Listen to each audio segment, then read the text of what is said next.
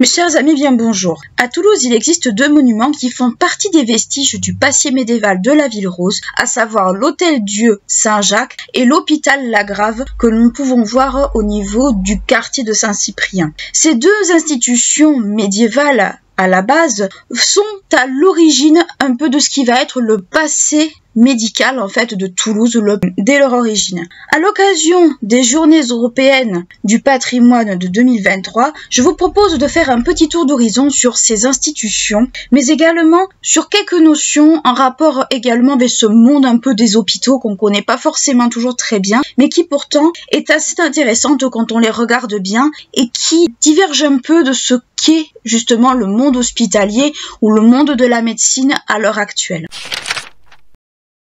La médecine, les médecins et la notion de soigner au Moyen-Âge ont un sens très différent par rapport à celui que nous connaissons aujourd'hui. Au Moyen-Âge, les médecins sont avant tout des intellectuels qui ont essentiellement des connaissances théoriques, mais très peu de connaissances pratiques au sens connaissances anatomiques ou du moins comment est fait plus ou moins le corps humain. En effet, ce sont plutôt les barbiers ou du moins les barbiers dans un certain cas qui ont des connaissances plus ou moins de chirurgiens à certaines occasions. Les barbiers, nous l'avons vu quand nous avions abordé la peste il y a assez longtemps, les barbiers sont ceux que l'on va aller chercher quand il y a une incision à faire quelque part, notamment par exemple pour les bubons, ce sont eux que l'on va aller chercher pour aller faire des incisions dans les bubons de peste afin de pouvoir dégager justement tout le mal qui est à l'intérieur, mais aussi de cautériser la plaie. Donc les barbiers ont une fonction de chirurgien à ce moment-là. Par rapport aux médecins,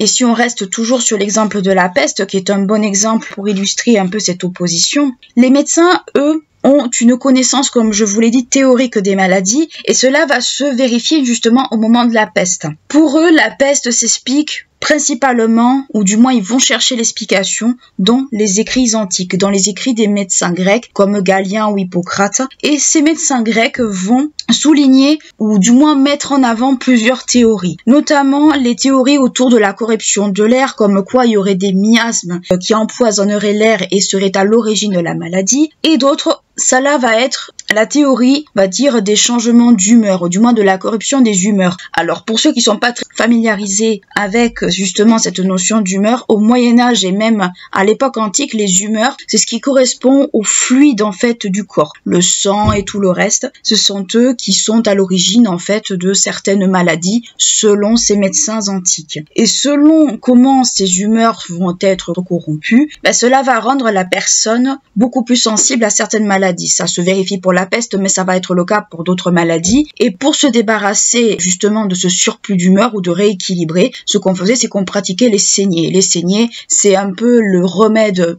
miracle entre guillemets, il faut mettre ça avec des gros guillemets à tout. Vous le verrez au Moyen-Âge, mais on le voit à l'époque moderne. En fait, c'est un petit peu cette espèce de soin un petit peu bateau dont on ne sait pas quoi faire. Et donc, on va pratiquer un peu des saignées à tort et à travers, quitte à ce que la personne ne se vide de son sang. Et bien entendu, la saignée, ce n'était pas une solution miracle. Dans le cadre, par exemple, d'épidémies de peste ou d'épidémies de variole ou autre chose, ou même de grippe, les médecins ainsi que les barbiers font partie justement des victimes justement à ce moment-là, puisque les médecins vont mettre en place un certain nombre de protocoles d'isolement ou ce genre de choses qui vont être auprès des malades, et les barbiers dans un certain cas vont être présents justement pour faire tout ce qui est incision, tout ce qui est autour, on va dire, de l'anatomie humaine, puisque le barbier avait un peu, comme je vous l'ai dit, une fonction de chirurgien ou une fonction un peu fourre-tout. Ça va faire partie justement des victimes de certaines maladies, que ce soit les grippes, que ce soit autre chose. Alors les barbiers, ça va plus se vérifier pendant la peste, mais sachez que ça fait partie de cet entourage qui, malheureusement, en temps d'épidémie, vont faire partie des premières victimes, justement, quand cela va se produire.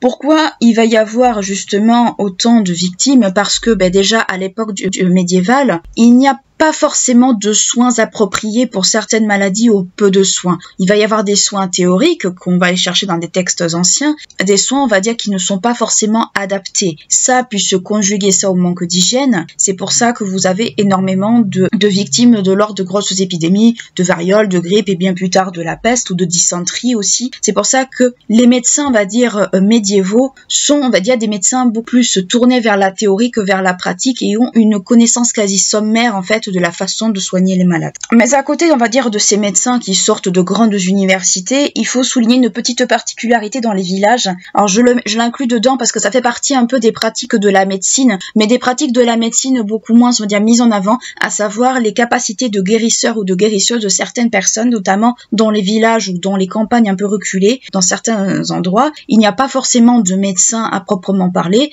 Donc, qu'est-ce qui se passait? C'est qu'il y avait la plupart du temps des guérisseuses, donc étaient des femmes, et à l'époque médiévale, on se méfiait beaucoup des femmes, et ça a été le cas même après. Et ces femmes-là, ou ces hommes-là, avaient des connaissances surtout au niveau des plantes, au niveau aussi de comment soigner. Parfois, c'était surtout des femmes qui étaient des accoucheuses. Donc, il y avait tout un pan de la médecine qui était un peu marginalisé, mais ça fait partie, on va dire, du cadre médical, justement, qui entourait, justement, le Moyen-Âge. Mais ça, c'est un cas à part, mais il faut quand même le mettre en avant parce que c'est très très peu mis en avant et c'est très très très dommage. Pour en revenir aux médecins, comme je vous l'ai dit, ils ont des connaissances théoriques, mais alors essentiellement des connaissances théoriques. Et ces connaissances théoriques, ils les ont appris dans des universités. Il va y avoir de plus en plus de fondations d'universités, surtout au cours du XIIIe siècle. Et dans le sud de la France, ça va être avant tout l'université de Montpellier, qui va être fondée en 1220, et notamment la faculté de médecine qui va être mise en avant, et notamment au moment de la peste, où on va justement mettre en avant certaines théories quant à l'origine de la peste. Et après, bien plus tard, en 1229, ça va être l'université de Toulouse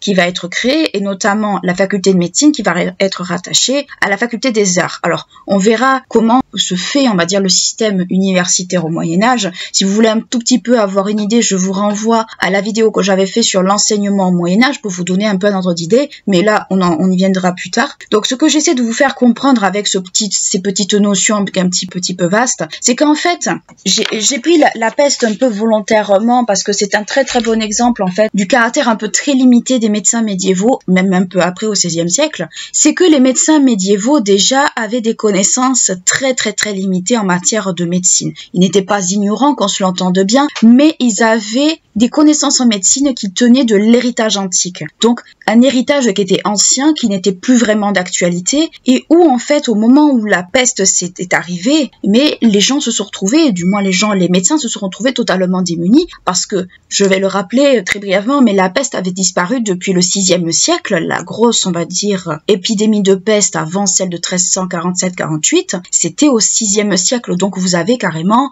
quasi presque un siècle d'écart entre les deux, et c'est ce qui fait qu'en fait, les médecins du 14e, 15e, se sont retrouvés complètement paumés quand la peste est revenue.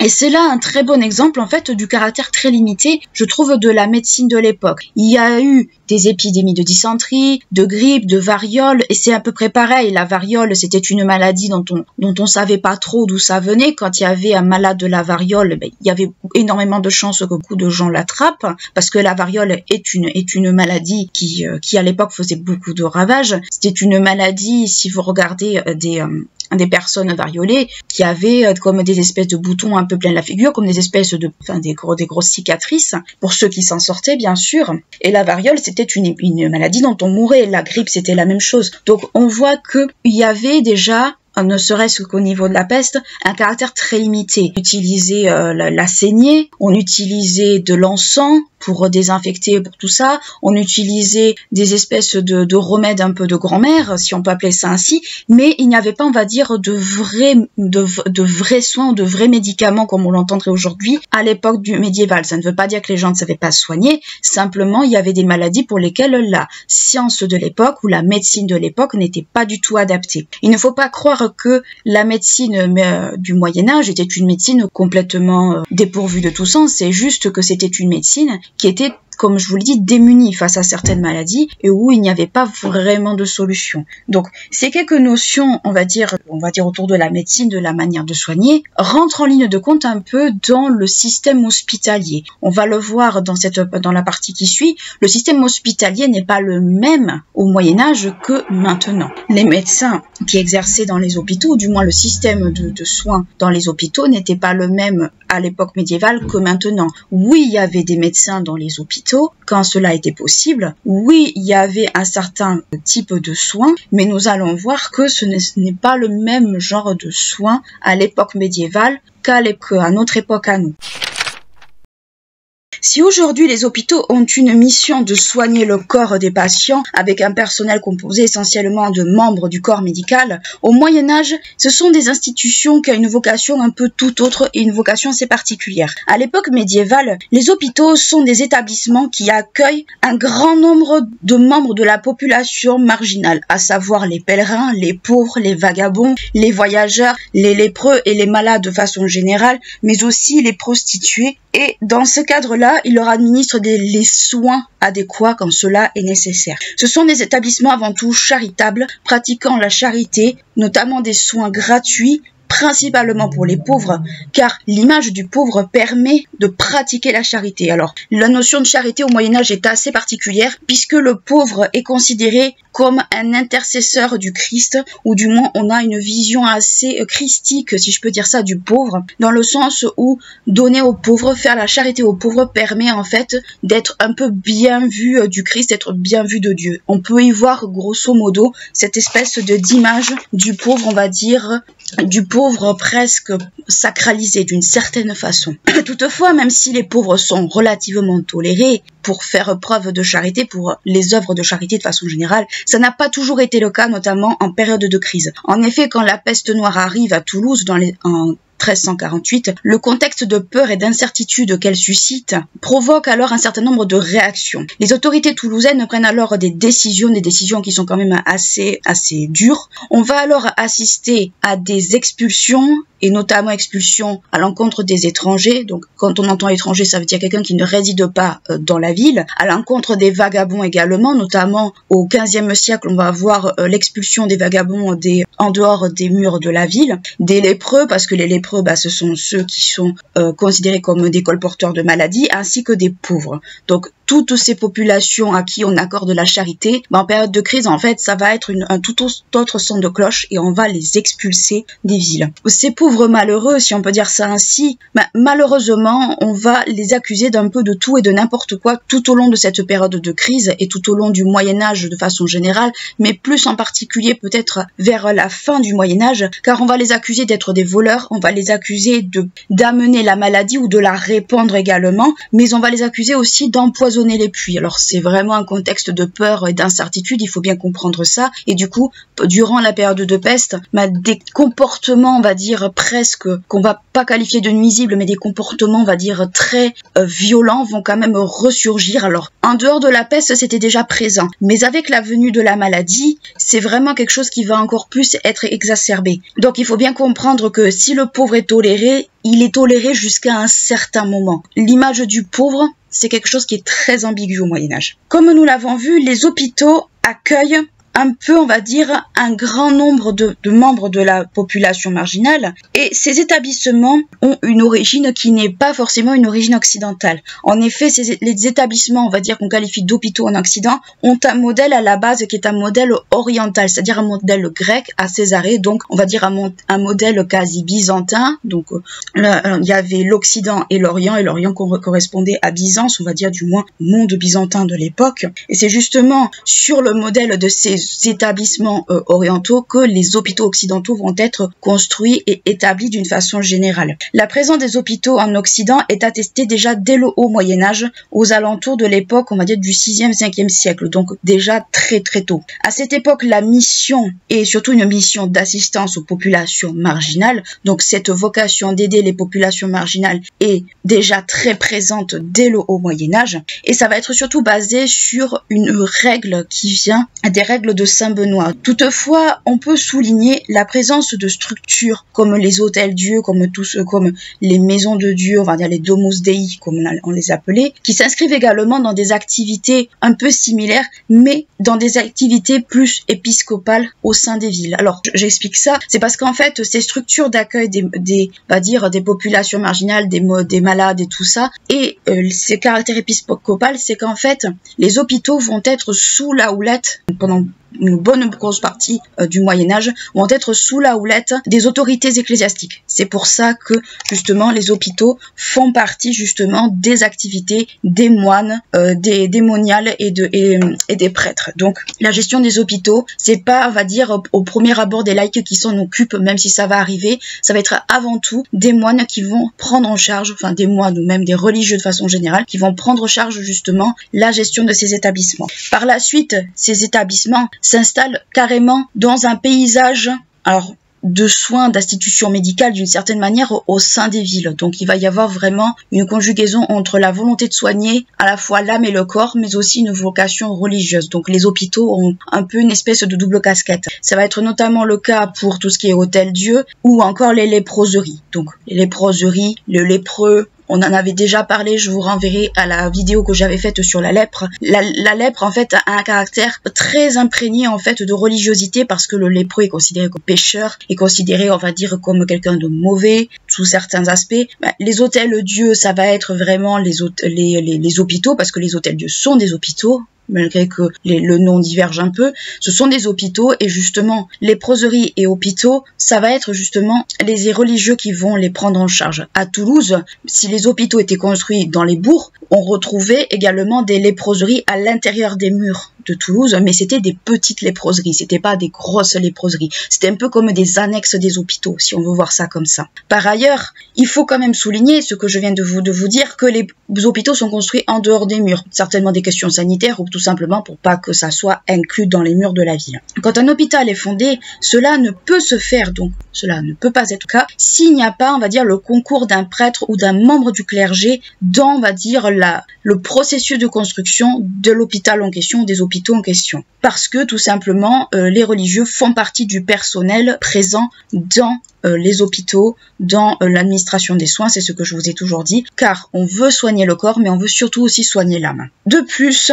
les hôpitaux sont également des établissements, comme je vous l'ai dit, de charité. Dans ce cadre, l'évêque peut organiser des inspections justement de ces établissements et il peut demander des comptes à l'administration de ces établissements, puisque l'administration est faite par des religieux, donc il est dans son bon droit de demander des comptes, à savoir comment l'argent est dépensé, les soins pratiqués, etc., etc. Cette dernière, donc l'administration de l'établissement, est choisie par le fondateur quand même de l'hôpital, donc le fondateur de l'hôpital a quand même un regard sur comment est géré l'établissement. Par ailleurs, chaque hôpital a son propre patrimoine, à sa propre administration, son autonomie et sa propre personnalité juridique. Donc il y a quand même une volonté d'en faire un établissement à part entière. Toutefois, il y a quand même un caractère très ambigu puisque l'évêque quand même a un droit de regard sur ces hôpitaux. Donc on peut se demander si c'est pas plutôt une espèce de statut de semi-autonomie plutôt qu'une autonomie totale. Donc c'est quelque chose qu'on peut se demander. Et cette forme, on va dire, de semi-autonomie est le cas jusqu'au XIVe siècle où le personnel va inclure de plus en plus de laïcs. Donc on a vu jusqu'à présent que c'était des religieux qui s'occupaient de l'administration des hôpitaux, mais au fil du temps, on va inclure de plus en plus de laïcs pour que ça soit peut-être beaucoup plus équilibré et peut-être aussi pour que dans les cas de crise, les prêtres et les religieux de façon générale n'ont pas certaines connaissances, mais on va faire appel à des profanes, à des personnalités extérieures, ce qui est totalement pas choquante pour l'époque. Par ailleurs, même si les premières traces des hôpitaux commencent dès le haut Moyen-Âge, il reste que malgré tout extrêmement peu nombreux jusqu'au XIe siècle. Il faut attendre les XIIe et XIIIe siècles pour avoir un développement plus important de ces structures, mais aussi leur épanouissement au sein des villes. Mais partez du principe que c'est en dehors des villes quand même malgré tout. Et surtout des hôtels-dieux qui sont construits sur la route de Saint-Jacques de Compostelle, notamment des routes de pèlerinage. C'est le cas pour l'hôtel-dieu à Toulouse, l'hôtel-dieu Saint-Jacques, qui est construit justement sur un point du chemin pour aller à Saint-Jacques-de-Compostelle. À Toulouse, les hôpitaux les plus importants sont l'Hôtel-Dieu Saint-Jacques et l'hôpital Saint-Joseph de la Grappe. Ce sont les deux qu'on connaît le plus. L'Hôtel-Dieu Saint-Jacques a été construit en 1080, donc déjà 11e siècle, et à cette époque l'établissement est nommé l'hôpital Saint-Raymond. Il va connaître plusieurs noms et plusieurs étapes dans sa fondation. Il s'agit pour cette première structure de la première structure, on va dire hospitalière, comme on l'entendait au Moyen-Âge, de la Ville Rose. Il est construit dans le quartier de Saint-Cyprien, du Saint-Cyprien actuel, sur le chemin, comme je vous l'ai dit, sur un des points sur la route de Saint-Jacques-de-Compostelle. Donc c'est fait volontairement. Dans les années 1180-1140, on peut souligner l'existence de l'hôpital Saint-Marie de la Daurade, qui a été autrefois appelé la Charité Sainte-Marie. Pourquoi Sainte-Marie? Parce que Sainte-Marie, dans certains cas, était priée pour amener la guérison de certains malades. C'est notamment le cas, par exemple, au moment de la peste. Et cet hôpital Saint-Raymond a côtoyé donc un autre établissement qui était juste à côté de lui, donc on peut supposer que c'était des établissements qui étaient quasi côte à côte, et cela a permis une plus grande capacité d'accueil à la fois des malades mais aussi des pèlerins, les pèlerins logés dans les hôpitaux, comme nous l'avons vu tout à l'heure. Cette évolution de l'hôpital Sainte-Marie de la Daurade a été possible grâce aux legs du prieur bénédictin de la Daurade. Donc il faut savoir que les legs et les dons dans ce cas-là sont quand même très importants. Beaucoup de personnes lèguent et donnent des terrains, de l'argent ou bien des dons en nature, et quand on dit dons en nature, ce sont des meubles ou ce genre de choses, à des hôpitaux pour faire preuve encore une fois de charité. En effet, les legs, comme je vous l'expliquais, enrichissent notamment de façon matérielle et financent ces structures. Donc ce sont des legs qui sont à la fois faits par des religieux mais aussi par des particuliers. Partez du principe que les legs au Moyen-Âge, tout le monde peut en faire. Tout le monde. Et de préférence à des établissements qui pratiquent la charité. C'est une forme, encore une fois, de charité. Toutefois, ces établissements sont placés quand même sous la houlette des institutions religieuses et protégés par ces dernières et tout aussi contrôlés par l'évêque. C'est pour cela que l'on constate la présence d'églises, l'église au sein des murs même de ces hôpitaux. En 1141, le comte Alphonse Jourdain fait construire le pont de la Daurade que nous connaissons maintenant et qui est toujours praticable pour accéder justement à cet hôpital Sainte-Marie. Sainte-Marie de la Daurade, appelé l'hôpital Sainte-Marie pour des questions de commodité. Dans les années 1225-1227, ça va être Arnaud d'Aragon, prieur de la Daurade, qui va léguer un terrain à l'hôpital Sainte-Marie, donc encore une fois un legs de terrain. On peut léguer tout ce qu'on veut, comme je vous l'ai dit. Et ce legs va permettre la construction d'un établissement pour accueillir encore plus les nécessiteux. Cet établissement qui va être construit va être appelé l'hôpital Nouvelle ou Nouvelle, selon les traductions que vous allez trouver, c'est le même endroit. Et cette nouvelle structure se veut être beaucoup plus grande que l'hôpital Sainte-Marie. Le 15 janvier 1257,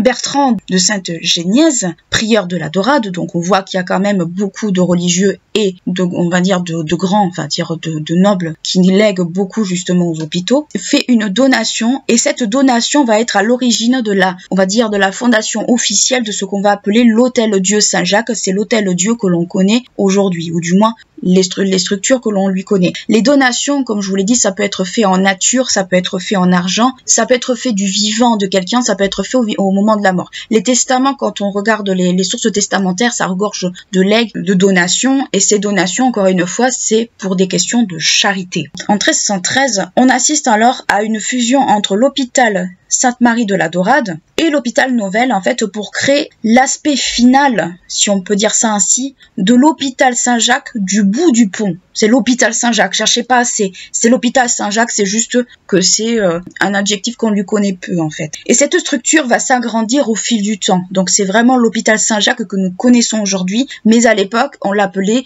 l'hôpital Saint-Jacques du bout du pont. Donc si vous voyez hôpital Saint-Jacques du bout du pont quelque part, c'est l'hôpital Saint-Jacques que nous connaissons aujourd'hui. Le personnel de l'Hôtel-Dieu Saint-Jacques, donc hôpital Saint-Jacques du bout du pont et l'Hôtel-Dieu Saint-Jacques, c'est le même endroit, c'est la même chose. Partez du principe que c'est la même chose. Il faut pas se tromper, c'est le même endroit, c'est la même chose, c'est juste des appellations différentes. Ce fameux personnel, justement, de cet établissement est composé, comme je vous l'ai dit, à la fois de laïcs et de religieux. Ça va être le cas au fil du temps. En effet, en janvier 1333, on compte à peu près une vingtaine de religieuses qui travaillent dans cet établissement. Donc on voit quand même que des religieux sont quand même présents. Et ces religieuses font partie des sœurs de la Dorade, donc des sœurs dont le couvent est juste à côté. En 1348, les premières épidémies de peste arrivent à Toulouse. Nous l'avons vu, la peste en fait avait disparu depuis le 6e siècle, et avec tous les mouvements que nous connaissons à peu près de la peste, c'est revenu à Toulouse en 1348. En 1348, comme je vous dis, la première épidémie de peste arrive à Toulouse et l'Hôtel-Dieu est extrêmement sollicité avec son collègue l'hôpital Lagrave, qui est juste à côté en fait. On en parlera juste après. En 1398, le testament d'Arnaud d'Avignon fait mention de 14 hôpitaux et de 3 léproseries. Donc, encore une fois, on retrouve cette fameuse notion de legs, et cette notion de legs dans le contexte de charité, dans ce contexte de crise, ces legs, en fait, ont quand même leur grande importance car ça permet aux hôpitaux d'être financés et d'avoir les moyens également de soigner, de s'agrandir, ce genre de choses. Donc, pendant, on va dire, la peste, on va avoir énormément de legs qui vont être faits à des reclus, à des couvents, à des hôpitaux. Pourquoi? Parce que on veut faire preuve de charité, notamment pour être pardonné de ses péchés. Il y a un peu une question de pardon aussi, mais c'est aussi une façon également de montrer que on a parfaitement conscience qu'il faut aussi pouvoir faire en sorte que ces structures continuent à perdurer. En fait, il y a tout un tas de choses, tout un tas de ponts qu'on peut dégager de ces legs, mais l'objectif premier, c'est avant tout un objectif de charité. Comme nous l'avons vu, beaucoup de profanes et de particuliers font des legs et des dons dans le cadre de la charité. Encore une fois, c'est quelque chose qui est très important dans les testaments médiévaux, dans les testaments de justement tout au long du Moyen-Âge, mais beaucoup aussi à cette période-là. Et le deuxième hôpital qui est le plus important de Toulouse et qui va aussi avoir droit à ses legs et à ses dons et tout ça, ça va être l'hôpital Saint-Joseph de Lagrave, ou l'hôpital Lagrave comme on l'appelle assez communément. On ne sait pas trop les origines exactes de l'hôpital Lagrave, ou du moins quand est-ce qu'il a été exactement construit. En revanche, on retrouve la première mention de cet établissement dans une charte de Raymond IV, donc comte de Toulouse, en 1197. Il a été construit, quand on le regarde, un peu en aval de l'hôpital Sainte-Marie de la Dorade, donc ce qu'on peut appeler, ce qui a contribué à l'Hôtel-Dieu Saint-Jacques, dans le quartier de Saint-Cyprien ou de Saint-Subrat. Si vous trouvez ça dans les sources, c'est Saint-Cyprien. Mais malheureusement, on a très peu de traces en fait de l'établissement initial justement de cette époque. Toutefois, on peut émettre quelques hypothèses sur l'utilité ou l'usage justement de cette structure, à savoir l'accueil des pauvres, qui était un peu la fonction numéro 1 de ces structures-là, des malades, des lépreux, parce que les léproseries, des fois c'était des toutes petites léproseries et tout le monde ne pouvait pas y aller, des vieillards, parce que les vieillards étaient aussi considérés comme des populations marginales, ou encore, on suppose également que ça pouvait être un centre de détention, ou du moins un lieu de détention pour les prisonniers de guerre. Donc on ne sait pas trop justement qu'est-ce que faisait l'hôpital Lagrave et où on va dire on pouvait le situer. Dans les sources que nous disposons, l'hôpital Lagrave est un établissement qui avait une très grande capacité d'accueil. Il pouvait accueillir tout un tas de personnes et en héberger plus d'une. Notamment, il hébergeait beaucoup de membres de ce qu'on appelle les populations marginales. On en a plus d'une fois parlé. Ce sont les populations que je viens d'énumérer avant. Toutefois, ils accueillaient également énormément d'orphelins, des orphelins qui étaient déjà présents en temps de peste, mais qui étaient certainement là aussi avant, mais aussi des vieillards. Alors pour les orphelins, c'était jusqu'à un certain âge. Après, c'était pris en charge par d'autres structures certainement, mais jusqu'à un certain âge, ils les prenaient en charge. Donc il y avait les personnes âgées, les malades mentaux, et quand je dis malades mentaux, ça pouvait être des possédés, ça pouvait être des épileptiques, mais à l'époque, on n'avait pas, on va dire, la science exacte pour distinguer une maladie mentale d'une possession. Donc malades mentaux partait du principe que c'est quelque chose d'assez général là-bas, à cette époque. Il y avait également un quartier spécial pour les prostituées, et Lagrave est vraiment très connu pour ça aussi, c'est-à-dire que les prostituées, quand on les chopait, on les envoyait directement à Lagrave, on cherchait pas à comprendre tout. En 1398, le testament de ce fameux Arnaud d'Avignon, dans les hôpitaux auxquels il fait des legs,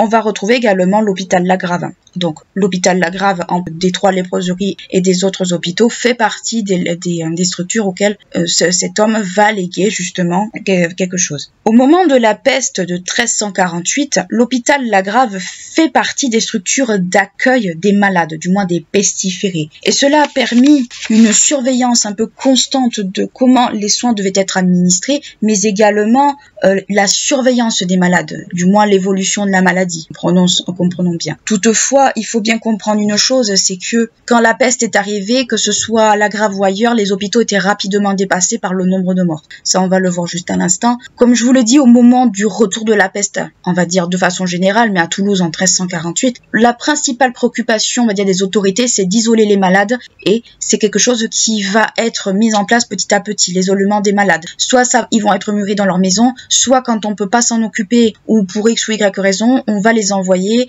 dans les hôpitaux pour qu'ils soient pris en charge. Ce qui fait qu'on constate un grand nombre de malades sur place, des malades qui encombrent rapidement ces structures, qui, par leur grand nom et on va dire par l'hécatombe que cela va amener, ça va poser de très gros problèmes sanitaires et surtout de problèmes de gestion. À l'époque, il faut comprendre une chose, c'est que les hôpitaux, c'était des structures qui, même si c'était tenu par des religieux, c'était quand même des structures qui étaient assez sommaires. Au moment de la peste, les cadavres sont assez beaucoup, on savait pas trop comment gérer ça, parce que les fossoyeurs eux-mêmes mouraient, les médecins mouraient, tout le monde en fait mourait plus ou moins à force d'être en contact avec les malades. On assistait également à un gros manque d'hygiène, parce que bien sûr l'hygiène à l'époque, c'était pas forcément dans ces structures-là quelque chose de prioritaire. C'est après, au fil du temps, qu'on va évoluer là-dessus. Au Moyen-Âge, en tout cas, on va évoluer là-dessus du moins, et on va assister aussi à une forme de dépassement de la part des personnels, dans le sens où vous avez des gens qui mouraient, vous avez des gens qui sont mourants, vous avez des gens qui arrivent, donc on va assister en fait presque à une crise de la part du personnel, parce que justement le grand nombre en fait de malades, le grand nombre de mourants dépasse en fait tout ce qu'on pouvait voir jusqu'à présent. Donc au fur et à mesure du temps, on va mettre en place des systèmes de quarantaine qui vont se renforcer. Ce système de quarantaine déjà existait en Italie, mais ça c'est pas forcément généralisé partout, et il a fallu du temps pour qu'on mette ça en place, et il a fallu du temps pour que cela, on va dire, soit à peu près correct. On va mettre des systèmes également de désinfection par l'usage du feu, par l'encens, ce genre de choses. Donc il est vrai que les hôpitaux de l'époque, c'était vraiment des hôpitaux qui étaient très différents de ce qu'on connaît aujourd'hui, et c'est surtout des hôpitaux qui sont pas forcément des hôpitaux comme au sens traditionnel du terme, mais au sens où on peut, on va dire, se l'imaginer. Les hôpitaux médiévaux, c'était avant tout les endroits où on soignait, mais c'était aussi les endroits où on envoyait toutes les populations marginales qu'on ne voulait pas voir. En conclusion, ce qu'on peut dire de cet épisode, c'est que oui, les hôpitaux toulousains, l'hôtel Dieu Saint-Jacques et l'hôpital Saint-Joseph de la Grave sont des monuments de Toulouse qui montrent ce passé médical, justement, de Toulouse. Ces deux monuments, justement, que nous voyons de loin ou qui trônent, justement, au niveau du quartier Saint-Cyprien, sont un très bon exemple, justement, de ce passé médical que l'on connaît peu ou qu'on connaît mal. On connaît assez mal, en fait, le contexte dans lequel ils s'inscrivent par rapport, justement, à la peste noire de Toulouse. Et pourquoi j'ai pris volontairement cet exemple-là, c'est parce que j'ai travaillé sur la peste noire à Toulouse et que je trouvais qu'en fait, c'était pas forcément des notions que l'on connaissait ou qu'on mettait le plus en avant. Les hôpitaux médiévaux et les hôpitaux, on va dire, modernes de nos jours ont un fonctionnement et ont, on va dire, une vocation totalement différente. Si aujourd'hui, les hôpitaux actuels ont une vocation avant tout de soins des malades, ou on va dire du respect d'Hippocrate, du serment d'Hippocrate, entre guillemets, les hôpitaux médiévaux, c'est plus, on va dire, un statut assez ambigu. C'est-à-dire que, dans les hôpitaux médiévaux, on va trouver tout ce que la société ne veut pas voir, c'est-à-dire les prostituées, les lépreux, plus tard les pestiférés quand il y aura l'épidémie de peste, les malades mentaux, etc., etc. On va mettre un peu tout ce que la population va qualifier de marginal et qu'on ne veut pas dans ses rangs. Et ces hôpitaux-là, ont avant tout un devoir d'hospitalité, c'est qui est relativement important, mais ils ont une vocation plutôt charitable. C'est-à-dire que dans ces hôpitaux, vous allez trouver un grand nombre de pauvres. Et les pauvres, c'est un petit la bonne action, on va dire, de ceux qui peuvent se permettre d'être charitables, à savoir que le pauvre, étant donné, comme nous l'avons vu, que c'est un intercesseur auprès du Christ, que c'est l'image, on va dire, du Christ souffrant, du Christ pauvre, ceux qui vont pouvoir faire des dons vont le faire, et ils vont faire des dons près de ces pauvres-là. Donc il y a une double vocation, il y a un caractère assez ambigu, et au-delà de ça, nous l'avons vu que la composition du personnel déjà dans ces deux structures n'est pas, on va dire, la même que maintenant. Il y a des laïcs, il y a des religieux, mais encore une fois, l'hôpital médiéval n'est pas l'hôpital actuel. Et Et c'est vrai qu'on a peut-être une image peut-être assez mal connue, un peu biaisée, pas forcément, on va dire, très nette de ce qu'auraient pu être les hôpitaux de l'époque. On pouvait se dire un peu maladroitement que l'hôpital médiéval, c'était un peu comme l'hôpital à l'heure actuelle, pas du tout. En réalité, les hôpitaux médiévaux, certes, prodiguaient des soins du corps, mais c'était surtout les soins de l'âme. Il fallait sauver l'âme des personnes plus qu'on va dire le corps, puisqu'on accordait plus d'importance à l'âme, puisque c'était encore une époque très religieuse, plus qu'au corps. Le corps est voué à se dégrader, mais pas l'âme. En gros, on peut dire un peu ce genre de choses. Toutefois, le cas de la peste est quand même un cas assez intéressant, puisqu'on voit très bien que, vu que l'accent sur les soins du corps n'était pas forcément, on va dire, des soins qui étaient prioritaires, on avait quand même une connaissance assez théorique, en fait, des maladies, assez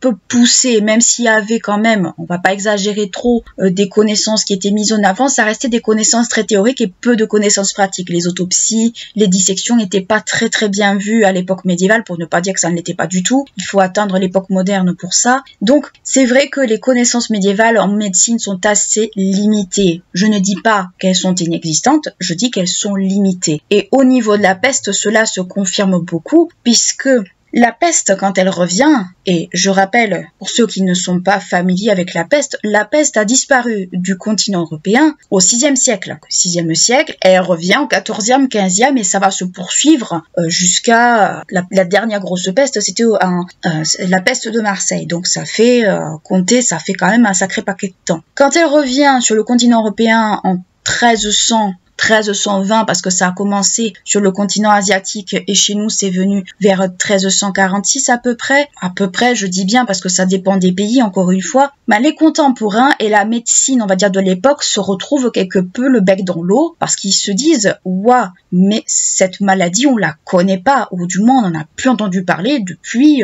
très longtemps ». Donc les médecins de l'époque, avec les connaissances théoriques qu'ils avaient et les connaissances d'écrits anciens comme notamment grecs comme Galien, Hippocrate et tout ça, ou des écrits du haut Moyen-Âge, sont totalement démunis. Ils prennent des mesures des fois qui ne sont pas toujours très pertinentes d'un point de vue, on va dire, médical. Ils cherchent des explications dans la corruption de l'air ou ce genre de choses, ou dans des catastrophes naturelles qui pourraient indiquer la venue de la peste. En fait, ils sont totalement démunis. On voit les limites, justement, de la médecine médiévale. Ça ne veut pas dire qu'elle était inexistante, encore une fois, mais c'est une médecine qui est très théorique, qui n'est pas forcément une médecine pratique. Les seuls qui pratiquaient des opérations et tout le reste, c'était vraiment les barbiers, notamment en période de peste, c'est eux qui faisaient les incisions dans les bubons, sachant qu'ils étaient eux-mêmes exposés à la maladie. Les médecins, les prêtres, tous ces gens-là ont été exposés, beaucoup mouraient. C'est pour ça que Toulouse a essayé de faire venir au XVe siècle des médecins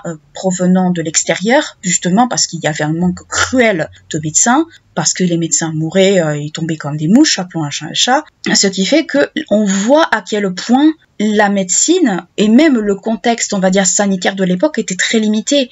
Les rues étaient étroites, étaient pas propres. Il a fallu attendre l'époque de la peste pour que les rues soient nettoyées, que l'hygiène soit un peu revue, que la médecine soit revue également. On cherchait des solutions à un mal qu'on connaissait très mal, qu'on connaissait peu et qu'on n'avait pas vu depuis des siècles. Donc c'est sûr que la médecine médiévale avait ses limites. La médecine va évoluer tout au long des siècles et elle évolue encore aujourd'hui. Et ça ne veut pas dire encore une fois que la médecine médiévale était inexistante. Simplement, l'exemple de la peste est un bon exemple, je trouve, peut-être que ça n'engage que moi, est un bon exemple de justement des limites justement du système ou du moins de l'apprentissage médical de l'époque. Les hôpitaux, pour en revenir aux hôpitaux, parce que les médecins, il y avait des médecins dans les hôpitaux, il y en a peut-être pas tout le temps, mais il y en avait. J'espère que cet épisode vous aura plu, vous aura intéressé. Je sais que c'est pas toujours évident, on va dire, de comprendre bien comment fonctionnent ces institutions que l'on connaît sans vraiment connaître. Aujourd'hui, les anciens hôtels-dieux ont été reconvertis en des